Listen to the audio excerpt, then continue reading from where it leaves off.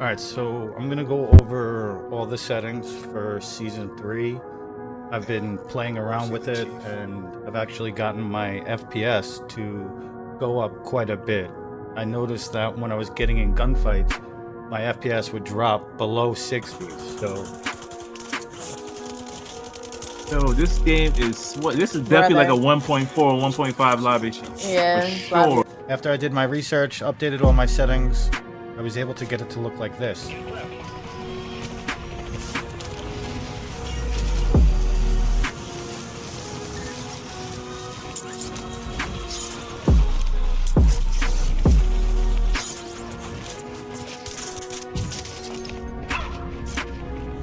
Damn, bro, sucks to be you.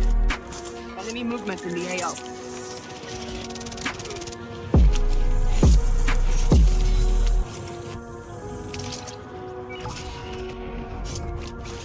As you can see, there's quite a significant difference. I'm gonna go through it quickly. I'm not gonna make this a long, dragged out video, make you watch a half-hour gameplay. Let's just get right into it, okay? So, using my controller settings, I'm using a SCUF InVision Pro. I have other videos where you can see how I program the SCUF, the YY macro, the instant knife keybind, and the settings for that software. Right now, we're just gonna go through the in-game controller and graphics. For controller, some people change this. I leave it on default. My sense, I'm using 1.65, 1.65. Vibration off. Dead zones. Left stick min, I have at 2. Left stick max at 90. Right stick min 3. Right stick max 99. Left trigger 1. Right trigger 1. Aiming, I have my sensitivity multiplier, ADS sensitivity multiplier down to 0.85, right? Then your target aim assist you want on. Aiming advanced settings, you want to have your aim response curve type to dynamic, and you want your transition timing to instant, okay? So that's everything pretty much for aiming. We're going to move over to movement.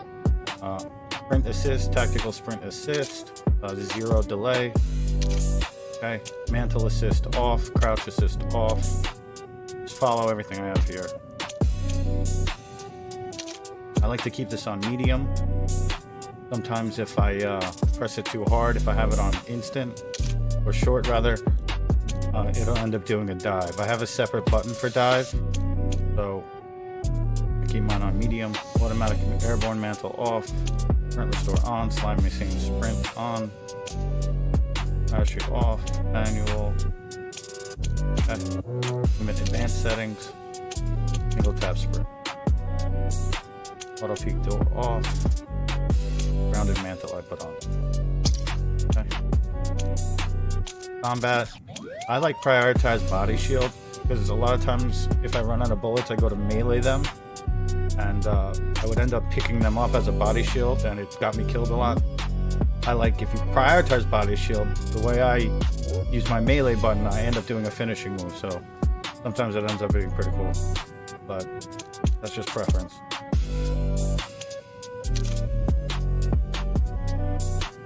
Prioritize interact, you want to have mantle cancels reload. Want that on.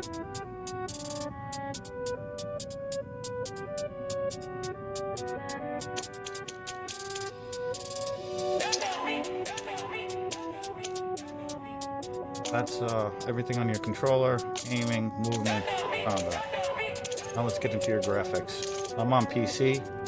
I use full screen borderless because a lot of times I'm editing or streaming, so I like to be able to change windows.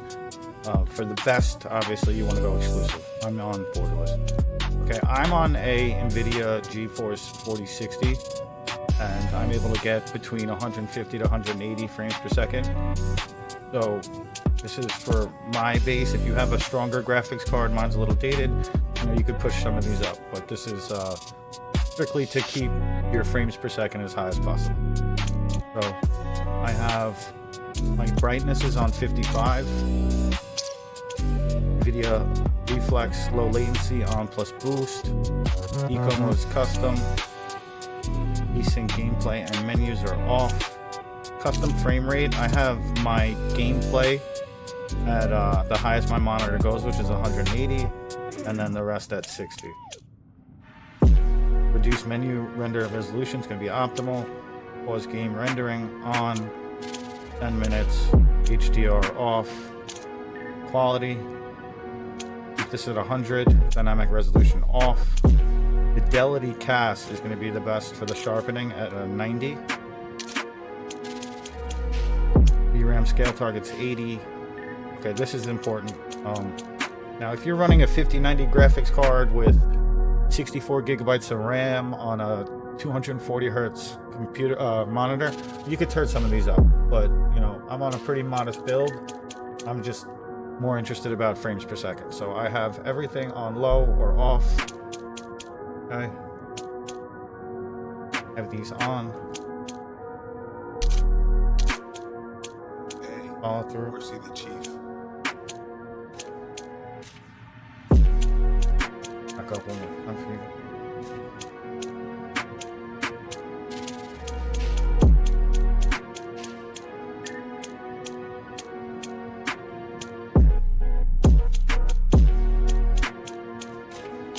Alright, view. I'm on a 27-inch monitor. I normally play between 115 and 120. Recently, I've been playing on 120.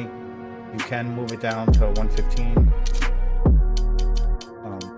I wouldn't go any really lower than that unless you're on a much bigger screen. I suggest you play on a 32-inch monitor at most.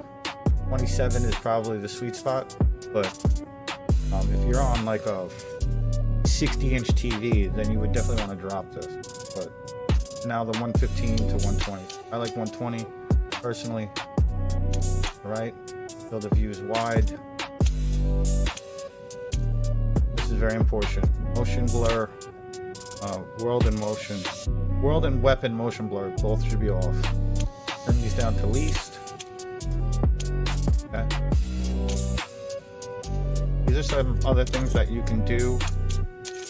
They're gonna help. So what I like to do is hit the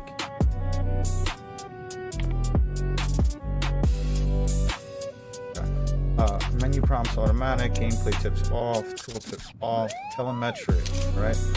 I keep my frames per second, my latency, RAM usage. This is pretty much preference, but I like to turn those on to see how many frames per second I'm getting, as you can see in the top right of my corner. All right, readability. What I like to do is color customization. First, you want to go down to color filter, change it to filter 2. The target is going to be both, and then put them both to 100. That's going to make it look a lot brighter and vibrant. I like to change the colors of the enemy. I make them pink so it's a little bit brighter. Okay, and then you change whatever you want here. But more importantly, what you want to do is your gameplay HUD. Your HUD widget visibility. You want to your HUD bounds. You want to pull them all the way in. Okay, so they normally are all the way extended like this. You want to bring them all the way back, all the way in. So all the way down, all the way to the plate on the head.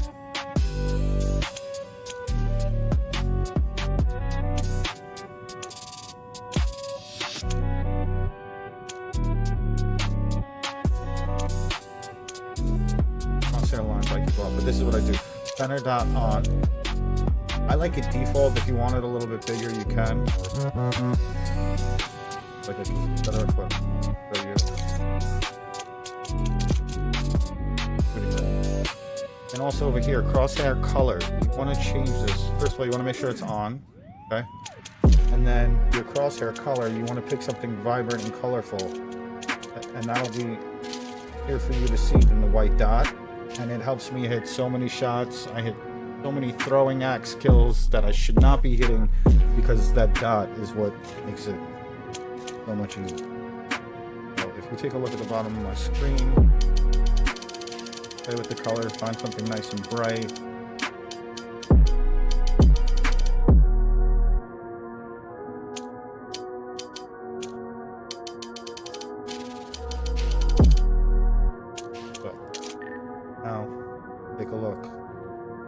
right it is.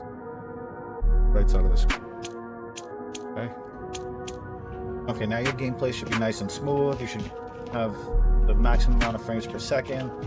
Those settings should be right where they need to be. Sticky aim. I have my controller settings with my Y-Mime macro.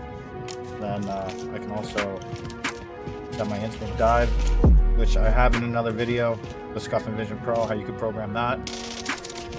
Okay. And then also too, I'm going to be going over the best loadouts, including the perks, lethals, and that's really it.